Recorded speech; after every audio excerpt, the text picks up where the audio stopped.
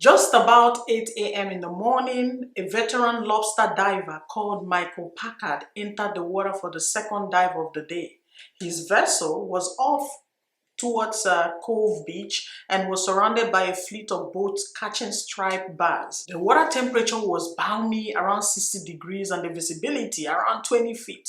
Licensed commercial lobster divers literally pluck lobsters off the sand bottom. So the guy decided to drive down there on a Friday morning. He saw schools of sand, lances, and stripes swimming by. So he dived in the water that morning and immediately felt like he was swallowed by a whale, a humpback whale. He said that all of a sudden, he felt this huge shove, and the next thing he knew, it was completely blank. He was inside the belly of the whale. But then he started to feel like he was moving around in the belly of the whale, even though he could not see anything. And then he felt the whale squeezing with the muscles in his mouth. He felt like he was trying to either squeeze the life out of him or digest him, I don't know. And then he thought he was inside a great white shark, but he couldn't feel any teeth. So he said to himself that he realized that he's completely inside.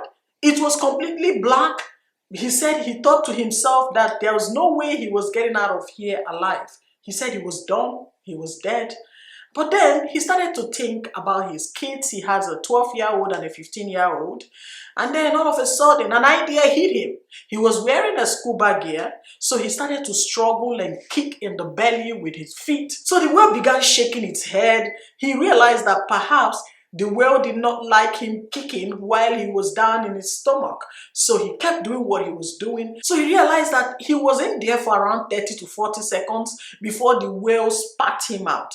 He saw light, and then he started throwing his head side to side. His sister, who was on the other side of the bay watching, said that he saw a whale moving in a weird way, and the thing was just moving, kept slamming back and forth in the water. But then she did not know that this whale had just swallowed her brother. But then the whale, after spitting him out, flung the man back into the sea. So it was later that his sister picked him up, called for help, and he was taken to the hospital. So the good news is that humpback whales are not aggressive animals, particularly towards humans. So the man described the humpback whale as being young, about medium-sized, and on that day he was just probably feeding on sand lands. So he was lucky that it wasn't a big one. There has been records of this kind of whale injuring swimmers and divers, especially instances of swallowing them. And so it's rare that he spat this man out. He said it's not something he has ever experienced before. He said that the incident on Friday was an eye-opener, but he was grateful to be alive. But then, this man has also been lucky before.